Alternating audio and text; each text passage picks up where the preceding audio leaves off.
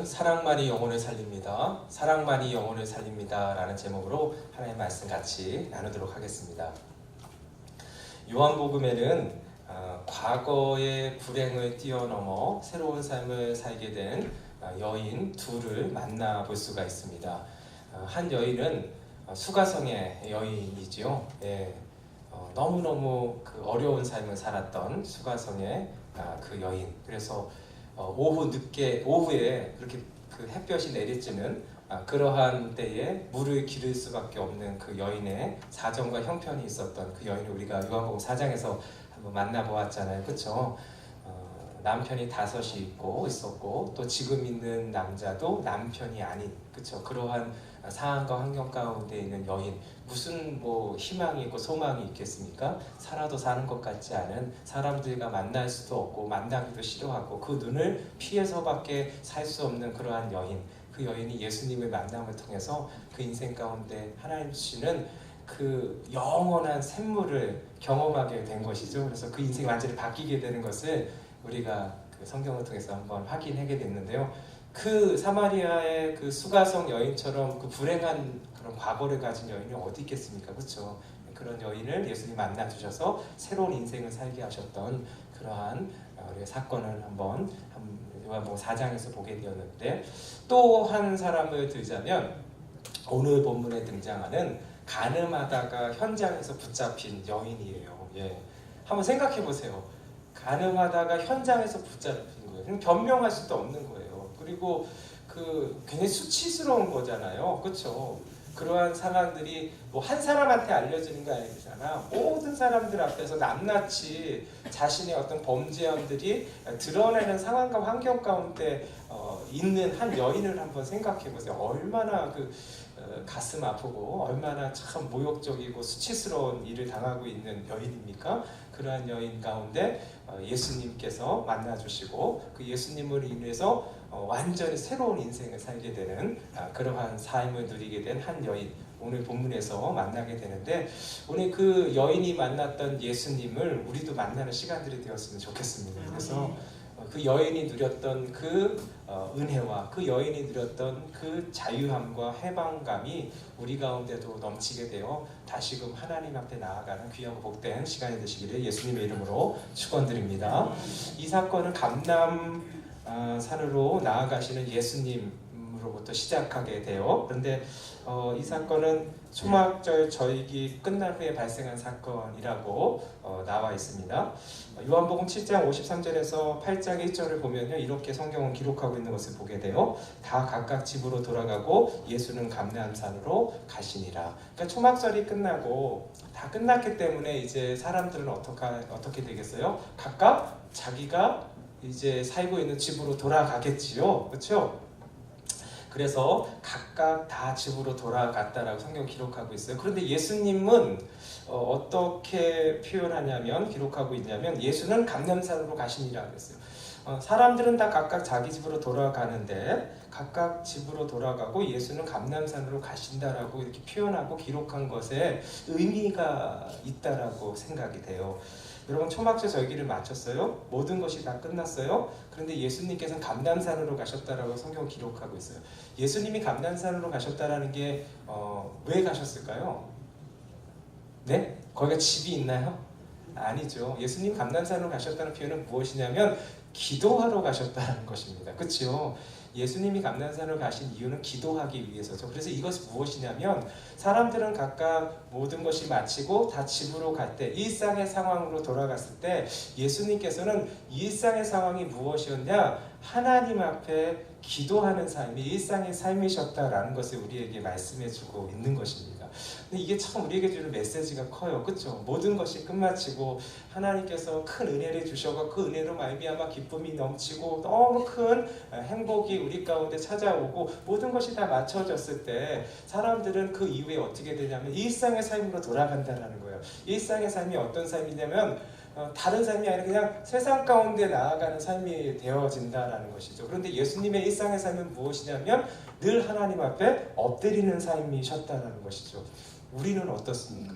우리가 이렇게 오늘도 예배를 드리지만 주일은 너무 은혜 받고 하나님 앞에 영광 올려드리며 우리의 은혜로 하나님께서 우리 가운데 은혜로 채워주시는 것을 우리가 느끼고 경험하고 나서 우리가 일상의 삶으로 돌아갔을 때 그때에도 우리의 삶이 예수님처럼 하나님께 엎드리는 삶, 기도하는 삶이었는지, 아니면 교회에서는 그러한 삶이지만 이제 일상의 삶으로 가면 그냥 똑같은 삶으로 살아가고 있는지 우리가 한 번쯤 생각해 볼 필요가 있는 것이죠. 여러분, 기도한다라는 게 뭐예요? 기도한다는 건 다른 것이 아니라 하나님 앞에 엎드린다는 것이죠.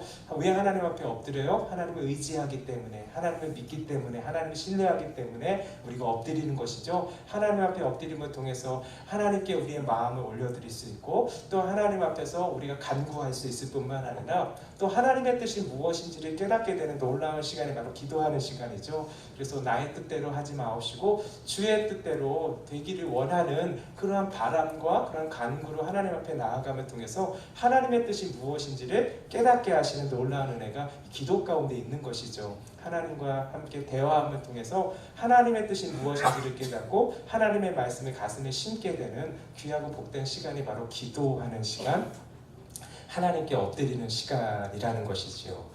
그렇다면 오늘도 우리에게 주시는 하나님의 음성은 무엇이냐면 예수님처럼 우리의 일상의 삶이 그냥 교회에서만 하나님께 영광 올려드리고 은혜의 통로로서의 그런 사역을 하는 것으로 끝마치는 것이 아니라 우리의 일상의 삶으로 우리가 돌아왔을 때에도 예수님처럼 항상 하나님 앞에 엎드리는 귀한 은혜가 있기를 예수님의 이름 축원드립니다. 장소나 환경이 문제가 아니라 우리가 어떠한 마음을 가지고 하나님 앞에 엎드리느냐가 문제인 것이죠. 교회에서뿐만 아니라 가정 속에서도 늘 하나님 앞에 엎드리는 자, 우리 삶의 일터 속에서도 하나님 앞에 엎드리고 하나님이 원하시는 것이 무엇이고 하나님 기뻐하시는 것이 무엇이고 우리의 삶 가운데 하나님의 나라가 임하시는 것이 무엇인지를 날마다 하나님 앞에 엎드려 살 수만 있다면 오늘도 우리는 그냥 그렇게 살아가는 인생이 아니라 하나님의 자녀로서의 삶, 예수 그리스도의 제자로서의 삶을 살아가는 놀라운 은혜가 우리 가운데 펼쳐지게 될 줄 믿습니다. 예수님이 오늘도 이 기도하심을 통해서 우리에게 말씀해 주시는 것입니다. 이러한 그 예수님께서 기도하시고 아침이 되자 어떻게 되냐면 이제 성전으로 다시 가셨다고 하셨어요. 성전으로 가신 이유는 무엇이냐면 말씀을 전해 주시기 위해서, 가르쳐 주시기 위해서 가신 것이죠. 가셔서 말씀을 가르치시니까 사람들이 이제 온 것이죠. 백성들이 모여서 예수님의 말씀을 듣게 되는 것을 보게 됩니다. 그때 어떤 사건이 벌어지냐면 서기관과 바리새인들이 한 여인을 끌고 오는 거예요. 근데 그 여인의 모습을 보니까 뭐 그냥 진짜 끌려오는 것이죠. 어떠한 그 안 좋은 일이 있어서 끌려오는 한 여인을 보게 되는데 그 여인을 예수님이 있는 곳 정중앙에 딱 놓아놓고 고소하고 고발하는 것을 보게 되는 거예요. 그게 이제 4절에서 5절 말씀입니다. 4절에서 5절입니다. 예수께 말하되 선생이여 이 여자가 간음하다가 현장에서 잡혔나이다. 모세는 율법에 이러한 여자를 돌로 치라 명하였거니와 선생은 어떻게 말하겠나이까. 예수님께 끌고 와서 간음하다가 현장에서 붙잡힌 여인을 끌고 온 거예요. 그래서 이 여인은 어떻게 해야겠습니까? 모세는 돌로 치라고 했는데 어떻게 해야겠습니까? 이렇게 물어보는 거예요. 이 물어보는 것은 단순히 예수님한테 하나님의 뜻이 어디에 있습니까? 라는 것을 이렇게 물어보려고 하는 의도가 아니라 이것이 올무가 되게 하려는 그들의 어떤 속셈이 드러나 있는 것이죠. 그래서 6절 말씀에 보면 이렇게 나와 있습니다. 같이 한번 읽어볼까요? 시작! 그들이 이렇게 말함은 고발할 조건을 얻고자 하여 예수를 시험하라. 예수님을 시험하기 위해서 이러한 상황을 만들게 된 것이죠. 그 여인을 끌고 와서 이렇게 범죄했는데 격분하게 된 것이죠. 아니 모세의 율법 하나님의 명령을 어긴 이렇게 사악한 자가 있다. 범죄한 자 현장에서 붙잡아 왔는데 어떻게 해야겠느냐. 모세는 돌로 치라고 했는데 악을 제하라고 했는데 당신 어떻게 했으면 좋겠습니까? 뭐 당신이라고 하지 않고 선생님 그랬겠죠. 선생님 어떻게 했으면 좋겠습니까? 이렇게 말하고 있는 것이죠.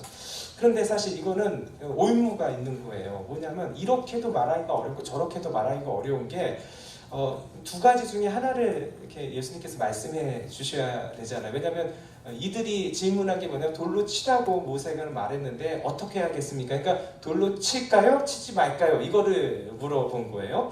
근데 참 어려운 게 무엇이냐면 돌로 치라 이렇게 말하면 모세 율법이기 때문에. 그런데 그 당시는 로마의 지배 아래 있었잖아요.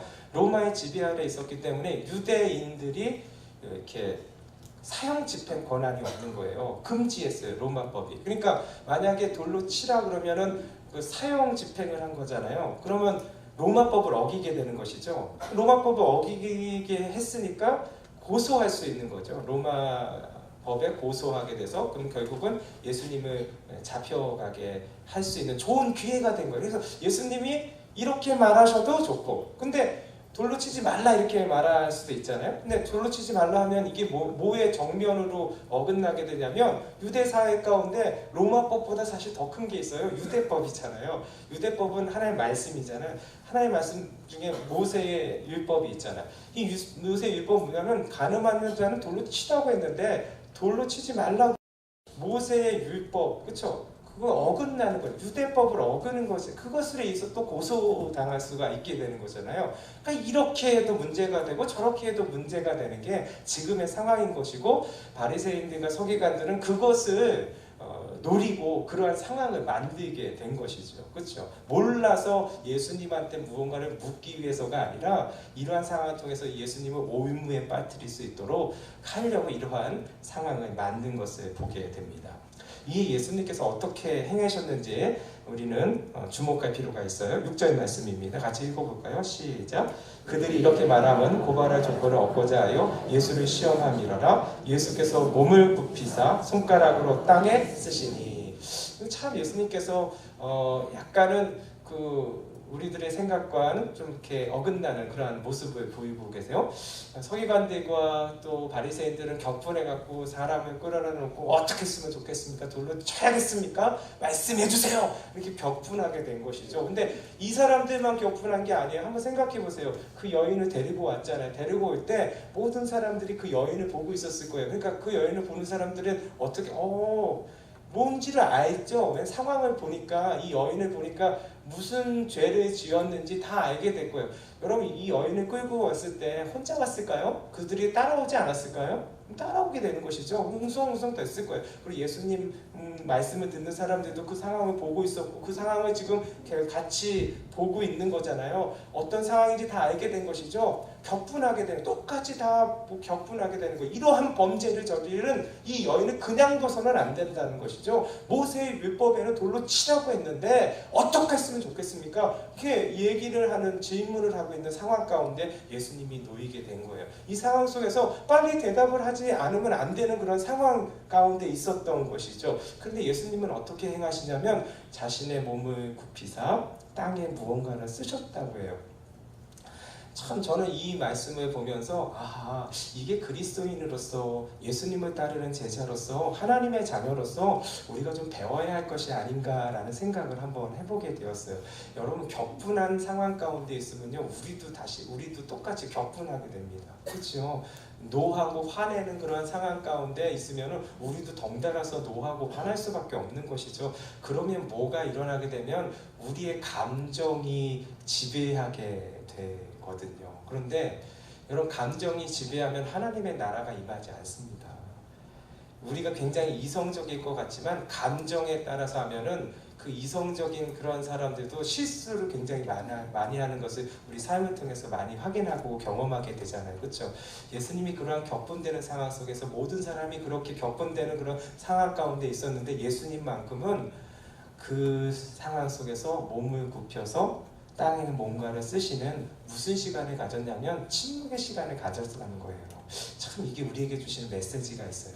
우리도 어떠한 급한 상황들, 어떠한 그런 격분되는 상황들, 어떠한 우리 화가 나는 상황들, 우리를 공격하는 상황 속에서 우리의 그런 감정에 치우쳐서 반응하거나 대응을 하게 된다면 하나님의 뜻을 이루는 통로가 되지는 못할 거예요. 우리가 만약에 하나님의 뜻을 이루는 통로가 되기 원한다면 오늘 예수님이 보이셨던 그 침묵의 시간을 우리가 가지는 귀한 은혜가 있어서 너무너무 좋겠습니다. 예수님이 뭐라고 쓰셨는지는 잘 모르겠어요. 성경에 기록되지 않았으니까 여러 가지 상상할 수 있지만 그냥 상상일 뿐이에요. 뭔지는 잘 모르겠어요. 중요한 것은 그 시간을 가졌다는 게 중요한 거예요. 우리도 마찬가지입니다. 정말로 하나님의 뜻을 이루는 하나님의 통로가 되기 위한다면 이러한 시간들을 가져야 된다는, 바로 대응하지 마시고 시간을 가져야 되는데 우리에게 이 시간은 어떤 시간이냐면 기도의 시간인 줄 믿으시기 바랍니다. 어려운 시간들이 왔을 때, 어려운 결정을 해야 될 때 이것을 택하여도 어려움이 있고 저것을 택하여도 어려움이 있는 그러한 상황 가운데 놓였을 때 무엇을 해야 될지 알지 못하잖아요. 그렇죠? 그러한 상황도 우리 가운데 가끔씩 오지 않나요? 네, 한 3분만 오네요. 네, 나머지는 없으니까 너무 좋고요. 그런 상황이 없었으면 좋겠어요. 그런데 우리의 상황이 참 그런 상황 없었으면 좋겠다라는 게 많이 와요. 그렇죠? 그럴 때마다 우리가 어떻게 해야 될까? 오늘 하나님이 주시는 메시지가 이런 것 같아요. 침묵의 상황, 그렇죠? 기도해야 된다는 것이죠. 하나님 앞에 엎드려야 된다는 것이죠. 성경에 보니까 야고보서에서 야고보 사도가 이러한 그 고백을 해요. 너희 중에 누구든지 지혜가 부족하거든 모든 사람에게 후히 주시고 꾸짖지 아니하시는 하나님께 구하라. 그리하면 주시리라. 믿으시면 합니다.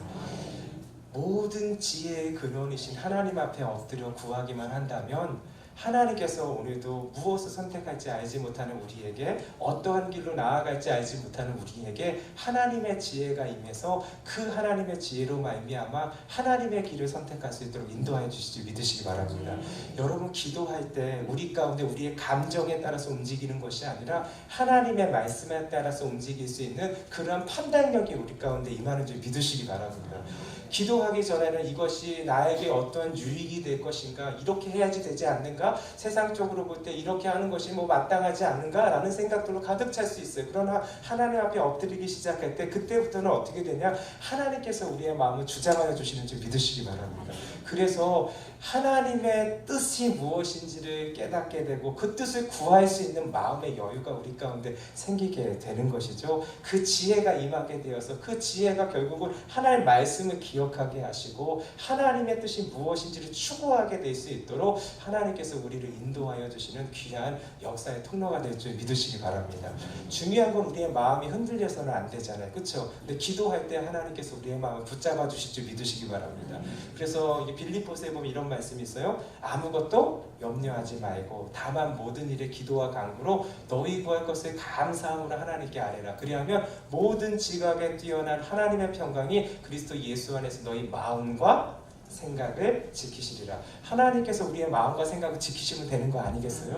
언제 그러냐는 것이죠. 하나님께 기도할 때, 엎드릴 때 하나님께서 우리의 마음과 생각을 지켜주셔서 우리의 감정대로 행하는 것이 아니라, 우리의 마음과 생각대로 행하고 말하는 것이 아니라 하나님께서 우리의 마음을 꼭 붙들어 주시고 우리의 생각을 꼭 붙들어 주셔서 하나님의 은혜의 통로로서의 길을 걸어갈 수 있도록 우리를 인도하여 주실 줄 믿습니다.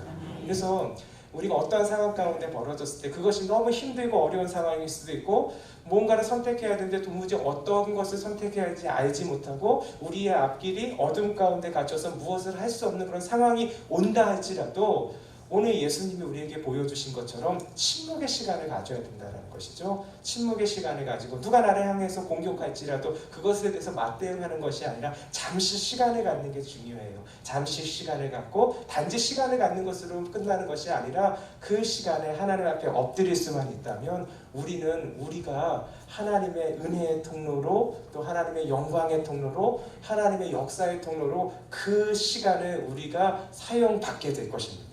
그래서 사실은 어려움과 힘듦 그리고 고난과 장애물의 그러한 시간과 환경이 우리한테 나쁜 게 아니에요. 그때 하나님 앞에 엎드릴 수만 있다면 그 상황이 오히려 하나님의 영광의 빛을 드러내고 하나님이 영혼을 살리게 되는 놀라운 역사의 시간으로 우리를 사용하여 주실 줄 믿습니다. 오늘 사실은 이 어려움의 시간이잖아요. 예수님한테는 굉장히 어렵게 된 시간이에요. 그리고 그러한 것을 서기관과 바리새인들이 만들었어요. 안 좋은 거예요. 그렇죠? 근데 안 좋은 환경이지만 하나님 앞에 붙들려 있으니까 그 환경들이 어떻게 돼요? 영혼을 살리는 놀라운 역사의 순간으로 하나님께서 변하게 하신 것을 우리가 보게 되는 것이죠. 오늘 우리가 그랬으면 좋겠어요. 우리의 상황 가운데 안 좋은 상황이 될 수도 있고, 우리를 공격하는 상황이 우리에게 올 수도 있고, 우리를 힘들게 하는 상황이 우리 가운데 올 수가 있어요. 그러나 우리가 하나님 앞에 엎드리기만 한다면 그 상황이 우리를 좌절케 만들고 어렵게 만드는 상황이 아니라 오히려 그 상황을 통해서 하나님의 역사의 통로, 그래서 영혼들을 살리게 되는 귀한 하나님의 통로로서 우리가 사용받게 될 줄 믿습니다. 제가 그 인도네시아 갔다 왔잖아요. 인도네시아 갔다 왔는데 너무 좋더라고. 예디자 교회를 이제 그 사진으로 보던 예디자 교회를 보니까 좋더라고요. 너무. 그리고 또 그 유치원 우리가 건립을 했잖아요. 그 유치원 건립한 걸 보니까 너무 잘 만들었어요. 그곳에서 28명의 아이들이 교육을 받고 있거든요. 말씀 교육을 받고 있고, 그래서 그 항상 말씀도 외우고 또 하나님의 은혜 가운데 그 사랑 받으면서 이렇게 자라나고 있는 것을 이렇게 눈으로 보고 왔어요. 얼마나 이렇게 흐뭇한지 모르겠어요. 근데 그 거룩한 일, 참 아름다운 일들을 우리 신일교회에서 담당했다라는 게 너무너무 그냥 자랑스러운 거예요. 그렇죠? 제가 거기에 간 거는 신일교회를 대표해서, 우리 교회를 대표해서 간 거잖아요. 제가 얼마나 그냥 기분이 좋았는지 몰라요? 예. 근데 이 일들이 3년 안에 이루어진 거예요. 우리 선교사님이 원래는 다른 사역들을 하고 있었고 또 다른 어떤 교회를 섬기고 있었는데 좀 어려움들이 생겨갖고 그 교회에서, 그 교단에서 이제 비자를 못 받게 되어서 다른 교단으로 가실 수밖에 없는 상황이 되었거든요. 그래서 그 새로운 교단으로 가셔서 개척하신 게 이제 예디자 교회가 되는 거예요. 그래서 한 3년 정도, 지금부터 예디자 교회를 섬기신 게 3년 정도 되신 것 같은데 그 3년 기간에 예디자 교회를 세우게 된 거고요. 할렐루야. 근데 뭐 사실은 이게 세우려고 해도 건물을 세운다라는 게 쉬운 게 아니잖아요. 땅도 사야 되고 뭐 이런데 여러 가지가 있는데 이게 쉽지가 않은데 하나님께서 이렇게 기도하게 하신 것이죠. 그렇죠? 배성교사님 기도하게 하시고, 기도하니까 하나님께서 그 기도가 단지 그냥 배성교사님의 기도로 끝나는 게 아니라 우리 교회의 기도가 되게 하신 거예요. 할렐루야. 그래서 얼마나 예쁘게 그 지역 가운데 교회가 세워진지 몰라요. 그래서 교회가 세워져 있고, 그리고 교회를 세우고 또 하나님께 또 나아가 사역을 감당하다 보니까 그 지역 가운데 복음을 전하기 위해서 가장 좋은 게 뭐냐면 어린이들을 이렇게 섬기는 거거든요. 어린이들한테 복음을 전하는 거고, 그러려면 이제 교육적으로 나갈 수밖에 없는 상황이거든요. 근데 이제 교회 예배당 안에서 아이들을 교육시키는 것은 법적으로 이렇게 금지가 되어 있어요. 그래서 결국은 유치원을 해야 되는데, 유치원을 하게 되려면은 그 법 규정상 또 다른 어떤 공간이 있어야 된다라는 거예요. 그래서 결국은 유치원을 만들게 된 거거든요. 그래서 교회 바로 옆에 건물을 세운 거예요. 부속 건물처럼 이제 세우게 된 것이죠. 그래서 유치원 이름이 예디자 유치원이에요. 예, 예디자 유치원인데 이 그 예디자라는 게 여러분 무슨 뜻인지 아세요? 그렇죠. 다 아시는데 얘기 안 하시는 거죠. 예디자라는 것은 여디디아. 그 성경에 보면, 구약에 보면 여디디아, 솔로몬의 그런 애칭이죠. 여디디아, 하나님의 사랑을 입은 자라는 뜻인데, 여디디아가 이제 그쪽 언어로는 예디자라고 하나 봐요. 그래서 예디자가 여디디아라는 그러한 그 구약의 히브리어 말이거든요. 그래서 너무 이름을 잘 지은 거예요. 우리 만약에 여기 혹시 카페 하실 분들 있으시면 예디자라고 써도 굉장히 멋있을 것 같아요. 이렇게 하나님의 사랑을 입은 자, 덧입은 자잖아요. 그러니까 여디디아라는 뜻인데 그 유치원을 하게 되고, 그래서 근데 사실은 유치원을 이제 그 하게 되려는 것이었는데 그게 맞는 것이잖아요. 그런데 교회 세운 것도 사실은 이게 쉽지 않은 것이잖아요. 근데 또 이렇게 유치원을 만들려면 이제 재원이 필요하잖아요. 이게 근데 이 재원은 사실은 이게 계획을 하지 않았던 것이잖아요. 또 우리 교회도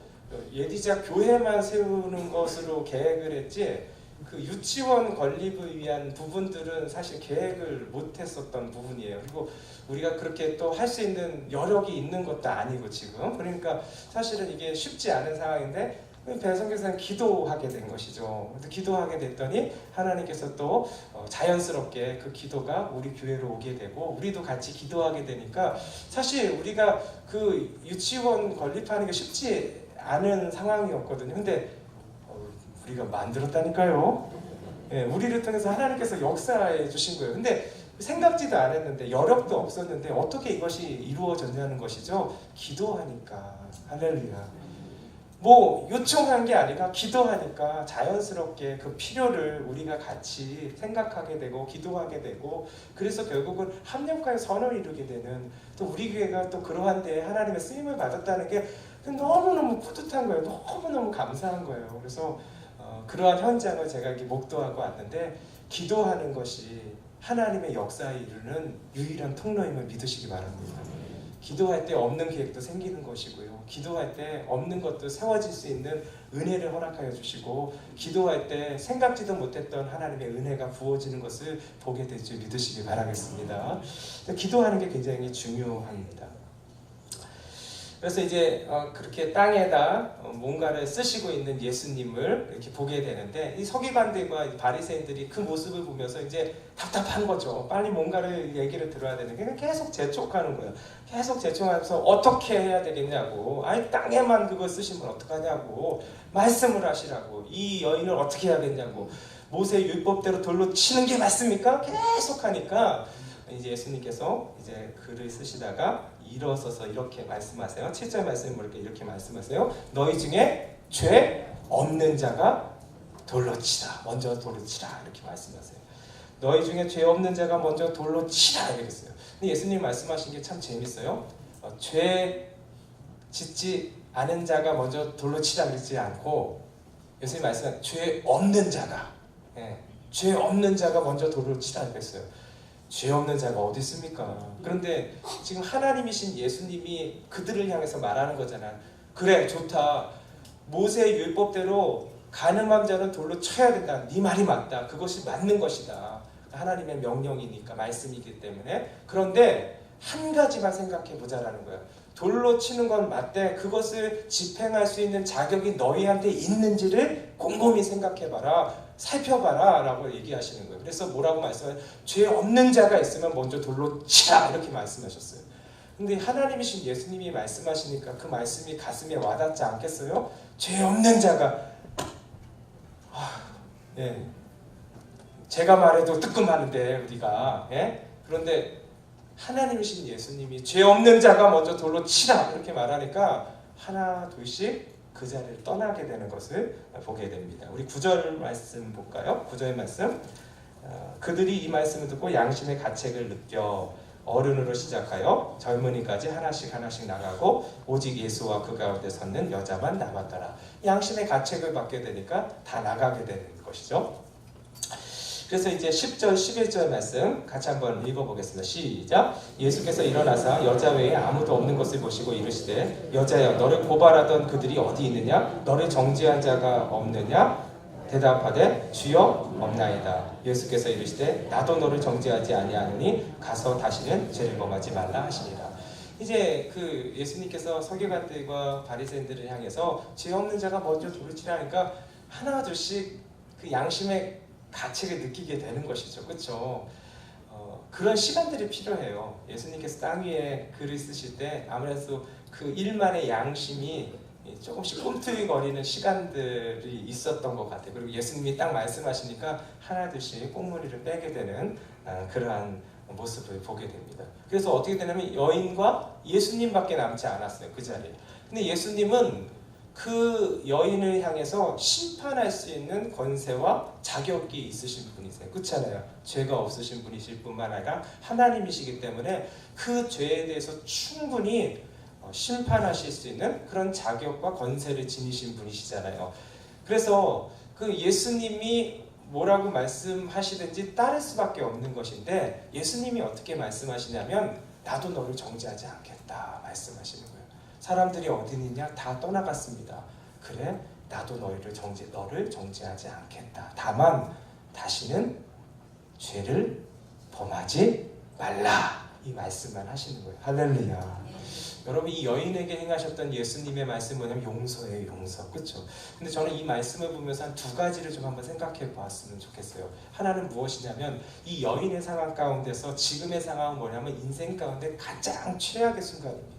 그렇죠? 근데 그 최악의 순간에 누구를 만나게 되냐면 예수님을 만나게 된 거예요. 할렐루야. 저는 이걸 보면서 이 여인에게 있어서는 최악의 순간, 이 여인에게 있어서는 정말 생각하고 싶지도 않은 순간, 이 여인에게 있어서는 정말 인생 가운데 가장 고통스러운 그 순간이었단 말이죠. 그런데 그 순간에 누구를 만나게 되냐면 구원자이신 예수님을 만나게 되었다라는 거예요.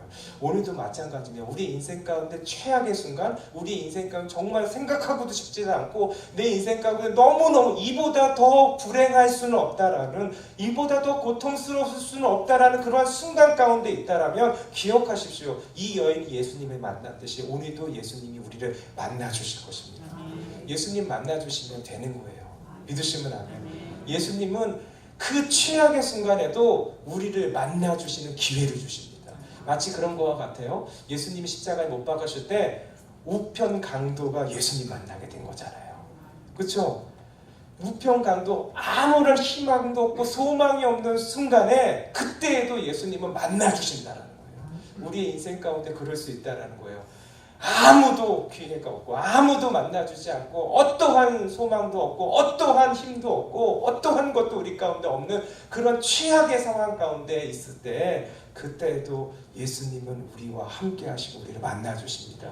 그분의 손을 붙들기만 한다면 우리 가운데 그 상황 가운데서 건너가게 하시고 넘어가게 하시고 극복하게 하시고 견뎌내게 하시는 놀라운 은혜가 오늘도 우리 가운데 있게 될 줄 믿습니다.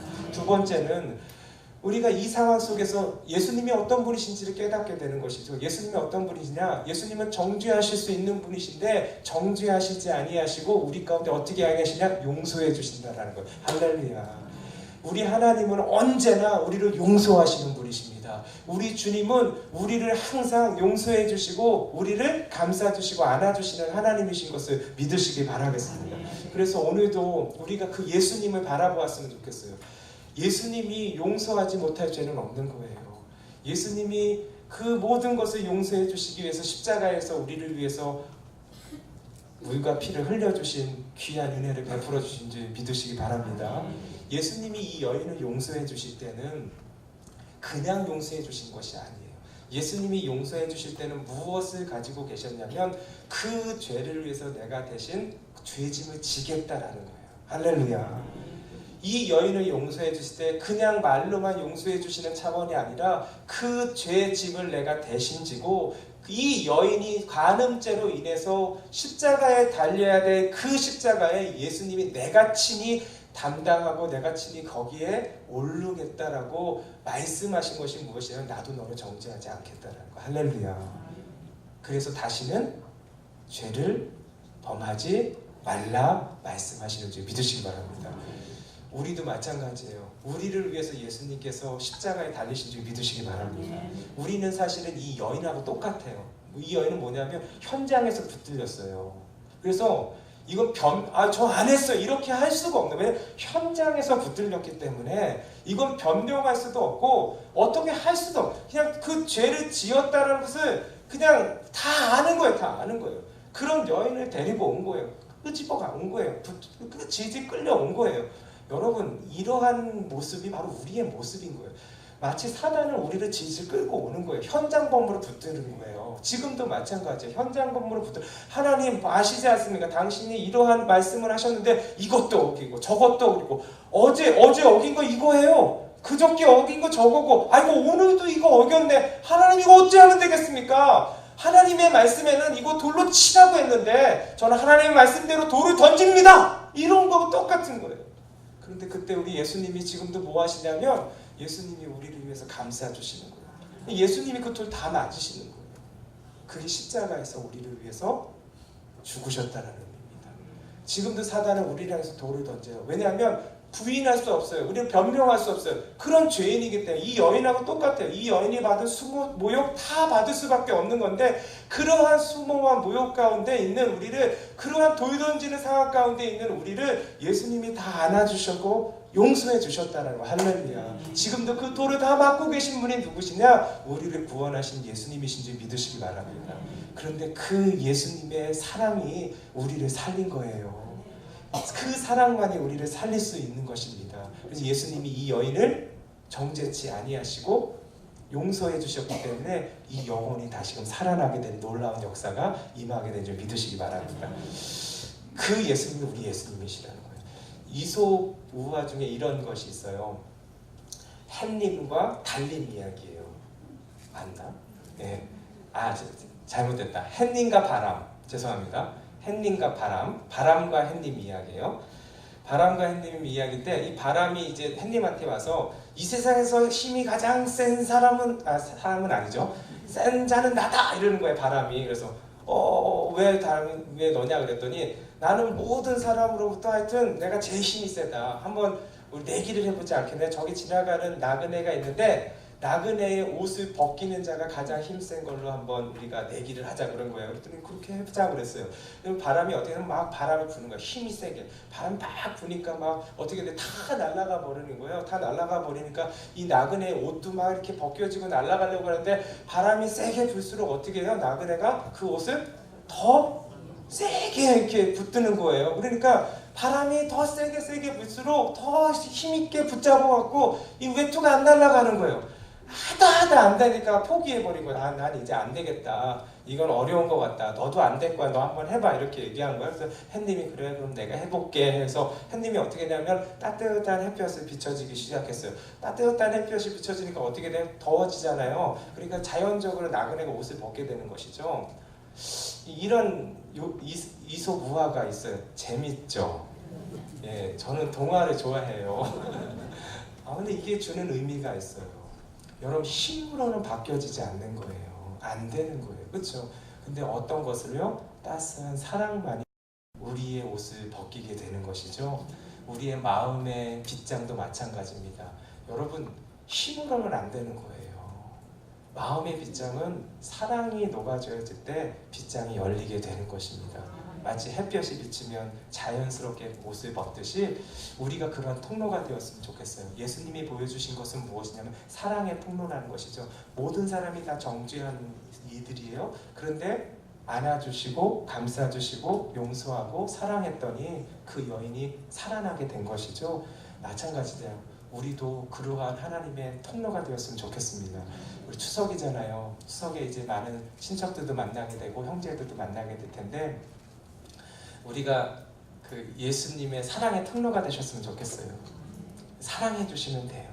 뭘 따지고 뭘 이렇게 판단하고 우리 좀 따져봅시다. 예? 요즘 이렇게 형제들이 만나는 게 조금 이렇게 어려워 보면은. 예. 그런데 그러할 때 우리 형제와 자녀들 또 모였을 때 다른 거 보지 않고 하나님의 사랑으로 안아주고 감싸주시는 여러분들이 사랑의 통로가 될 때 그 영혼들을 살려내는 놀라운 은혜가 우리 명절 기간에도 넘치게 될 줄 믿으시기 바라겠습니다. 우리 같이 말씀 기억하면서 오직 주의 은혜로 같이 찬양할 텐데요. 우리 가운데 어려움이 있을 수도 있고 힘든 일이 있을 수도 있고 선택해야 될 그러한 다급함에 처해 있을 수도 있으며 이러할 때 예수 안에 거하면 돼요. 그렇죠? 그 은혜로 지금까지 살아왔는데 오늘도 그 은혜 안에 거하고 하나님 앞에 엎드릴 때 하나님께서 우리를 인도해 주시고 또 역사해 주실 줄 믿습니다.